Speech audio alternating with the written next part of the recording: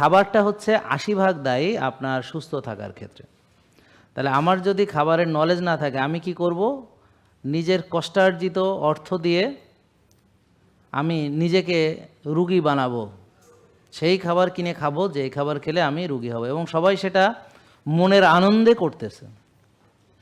এমনকি মুরগিরে ভালো খাবার দিতেছে একটা মহিলা, এইটা মানুষের সহ্য হইতেছে না। কারণ কি, সে নিজে খায় নষ্ট, মুরগি খাবে ভালো বেলের শরবত, এটা তো হইতে পারে না। নিজে খায় চিনির শরবত, তো এটা সে মেনে নিতে পারতেছে না। তো মুরগিরে কেন ভালো খাওয়া দিচ্ছে?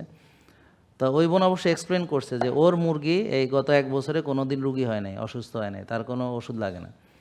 তো এই জন্যে মুরগিও সুস্থ থাকতে হলে তাকেও ভালো খাবার খাইতে হবে। বুঝতে পারছেন? একটা গরু ছাগলও সুস্থ থাকতে হলে তাকেও ভালো খাবার খাইতে হবে। আর যদি তা না খাওয়ান, তাহলে এটা কয়দিন পর পর রুগী হবে। তারপরে অ্যান্টিবায়োটিক দিতে হবে, তারপরে টিকা দিতে হবে, তারপরে এগুলো আবার মানে একসাথে মরে। যে ফার্মের বার্ড ফ্লু হয়েছিল একবার, মনে আছে? সব মইরা থামা হয়ে গেছিলো। এরকম একবারে মইরা তামা হয়ে যাবে, কিছু করতে পারো না, তাকায় দেখবেন এরকম ঘটবে। আর আগে কখনো দেশি মুরগিতে মড়ক লাগতো কোনো দিন? আগে তো এইভাবে কোনো দিন মড়ক লাগতো না। তো এই যেগুলো আইছে কখন? যখন ফার্মের মুরগি আইছে তখন। বুঝতে পারছেন? আর দেশি মুরগিগুলো তার নিজস্ব ইমিউন সিস্টেমে চলতো। তারা তাদের মতো করে লাইফস্টাইল লিড করতো, তাদের মতো করে খাবার সংগ্রহ করে খুঁটে খুঁটে খাইতো। তারা তাদের মতো সংসার ছিল তাদের একটা।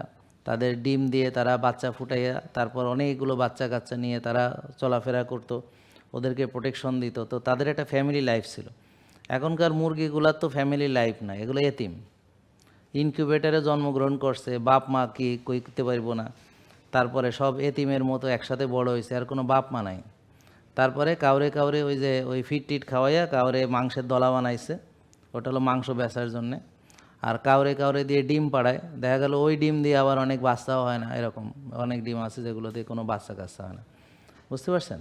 আর ওরা এক জায়গায় বসে খালি খায় আর ডিম পাড়ে, খায় আর ডিম পাড়ে। কোনো ফ্যামিলি লাইফ নাই, নিজের খাবার নিজে সংগ্রহ করা লাগে না, খাবার সামনে থাকে, বৈশা খায় আর ডিম পাড়ে, খায় আর ডিম পাড়ে, খায় আর ডিম পাড়ে। তো এটা হলো কোনো সোশ্যাল লাইফ তাদের, এটা না, তাদের এটা ন্যাচারাল লাইফ না। তো তাদেরও একটা পরিবার আছে, তাদেরও বাচ্চা কাচ্চা হওয়ার, আপনার যেমন মেয়ে আছে, সন্তান হওয়ার প্রতিটা মায়ের যেমন আকাঙ্ক্ষা, একটা মুরগিরও তার সন্তান হওয়ার আকাঙ্ক্ষা আছে। সেও চায় যে তার কিছু সন্তান হোক, সে তার সন্তানগুলোকে নিয়ে ঘোরাফেরা করুক। বুঝতে পারছেন? তারও একটা পারিবারিক আকাঙ্ক্ষা আছে। কিন্তু আমরা আমাদের স্বার্থে তাদের পরিবেশ এবং পরিবারকে নষ্ট করে তাদেরকে ধ্বংসের মুখে ঠেলে দিয়েছি। এখন সেই মাংস আমি খেয়ে সেখানে আমি একটা সীমার হব, সীমার। আমার কোনো অন্তরে মানুষের প্রতি মায়া দয়া থাকবে না, কল্যাণ কাজের কোনো আকাঙ্ক্ষা থাকবে না। হ্যাঁ, শুধু নিজে ভালো কেমনে থাকবো, নিজের স্বার্থপরতা থাকবে। আর মানুষকে নিঃস্বার্থভাবে উপকার করার মন মানসিকতা একদম মরে যাবে।